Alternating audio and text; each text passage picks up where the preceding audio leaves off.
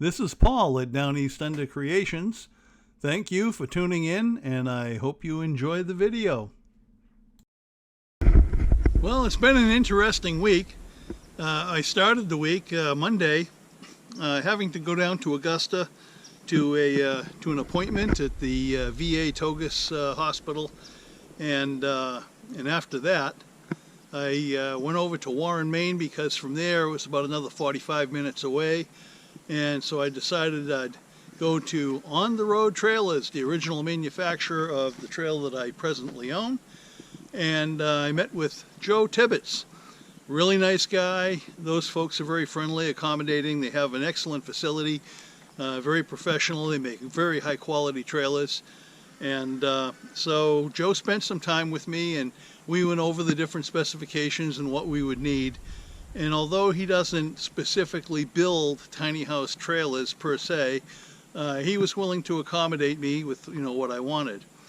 But the prices were right up there. They're a premium builder, and they're a little bit on the high side for us. And basically what we came up with was essentially a trailer just like the one I have, except for a couple of feet longer, 20-foot long trailer, and with heavier axles, 10,000 pound gross, 5,200 pound axles. So almost essentially what I have, just a little bit upgraded, newer, a few other little things. But the price was way beyond what we could afford. And I'd like to do another on-the-road trailer because I like the fact that it'd be made in Maine, and it comes from the same company that built the one I have, which has stood the test of time and has done well for us. But just a little bit out of our price range, so we couldn't really go that way. And so we looked around, and well, we found a guy in Ellsworth, and well, we found him on the internet. And when I called him and asked if I could visit his facility, it turns out he's just an agent of some sort, and the trailers he represents are made down in Gray, Maine, which is closer to Portland. And so he was going to sell me a trailer sight unseen, and he's quoting a price. His trailer started at something like $30,000. I said, no, I don't want to buy the whole tiny house. We're just talking about a trailer frame. He says, yeah, just a trailer frame. Air ride, suspension, all this other stuff, bells and whistles. I said, no, that's not what we need. So, and I couldn't visit the facility. I don't know this guy, so we just let that one go. Very nice guy, though. I mean, he was willing to chat with me for a while, and when we talk about it, but no way we're spending $30,000 on a trailer frame. So we let that one go. Well, so what's next? Well, we found another guy, an independent one-man shop. But this guy does do good quality stuff, but he is a one-man band. He doesn't have any employees. And he's well known for good quality. His price range is right about what we would be able to afford, but he is so backed up with work, he's almost a year out in work. He's already got all kinds of deposits, and it'd be almost a year before they even begin to build our trailer. So that's a no-go. So we didn't go that way. Well, there were a few other people we looked at, and they didn't meet it either, meet the requirements either. But we did find, we were able to find a place down in Seekonk, Massachusetts, Wright Trailers Incorporated, Steve Wright, the proprietor, and again, he's a really nice guy. He took the time to talk with us. We spoke with him on the phone, pitches back and forth on the internet, answered all our questions, no problem. And the price was right, a little on the high side of what we wanted to spend, but we decided to go with him. We did look at Vermont, Jamaica Cottages in Vermont. They do sell tiny house trailers of the size that we wanted, and they were around $5,300, but they didn't have any in stock, and they never got back to us to let us know what the lead time would be on when they get more in. So we didn't bother to chase that down. So we talked with Steve Wright, and we came up with with an agreement, and we're looking at probably about 4 weeks out before we can get the trailer, give or take. And so we sent him a deposit. My daughter wrote out a check, and we signed his his quotation. It's sort of like a purchase and sales agreement. Got it in the mail to him, and so they're going to start in on it as soon as they can. So it looks good, and I'll show you some pictures of what we're talking about. And he does build tiny house trailers specifically for that purpose, so he knows what it's all about and what we're talking about. So it's all good. I think we lucked out. Here's a picture of a typical tiny house trailer made by Wright Trailers.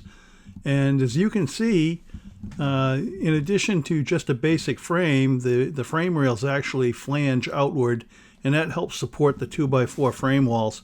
And you can see where the trailer drops. The framework is down a little bit lower than the frame rails, and you see it has a sheet metal pan. Well, the sheet metal pan helps keep out road dirt, bugs, and whatever. And when you put in your floor joist, you can put all kinds of insulation in there. That allows for a 4-season tiny house. If you built it flush on top of the trailer, then your flooring, you wouldn't have that floor insulation. It wouldn't really be good for wintertime here in Maine.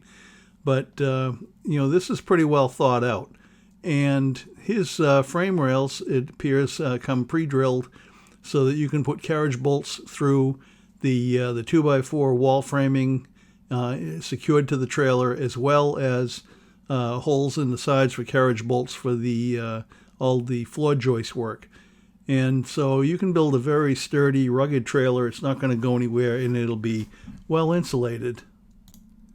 What you're looking at here is a cutaway drawing, cross-section of the typical tiny house trailer that Wright Trailers Incorporated builds. And you can see what I was talking about. You can see how the carriage bolts go through the 2x4 wall framing onto the trailer. You see how those flanges stick out a bit. And you can also see how the floor joist is secured with carriage bolts.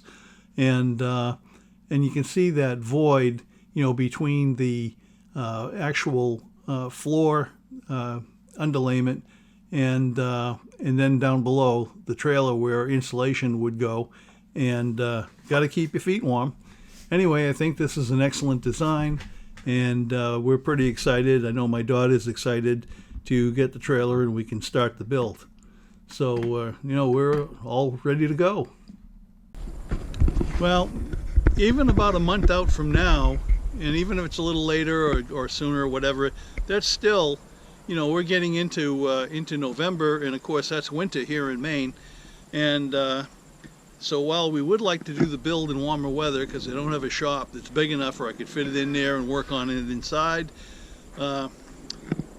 our home, my wife and I built it almost 20 years ago. We built it by ourselves, and we were putting up the walls and the roof trusses in the middle of winter in the snow and and ice and everything else with the help of our tractor with the front end loader and a backhoe and a chain.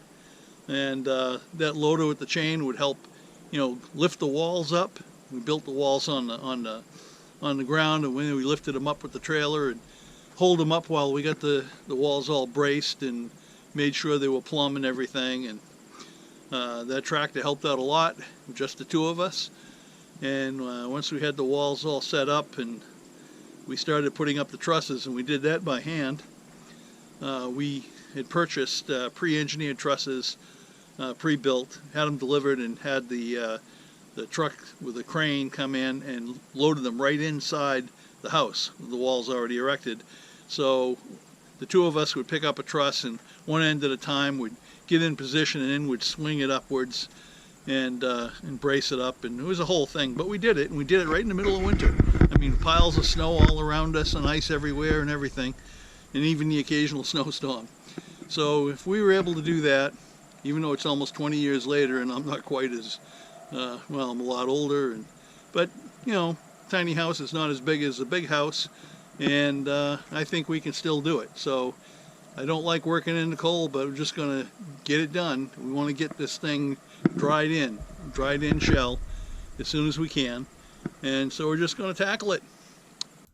Well, folks, thank you so much for watching. I very much appreciate it. Please remember to subscribe, like, share, and if you do subscribe, remember to ring that little bell so that you can be notified of any new videos that are released. And thanks again for watching.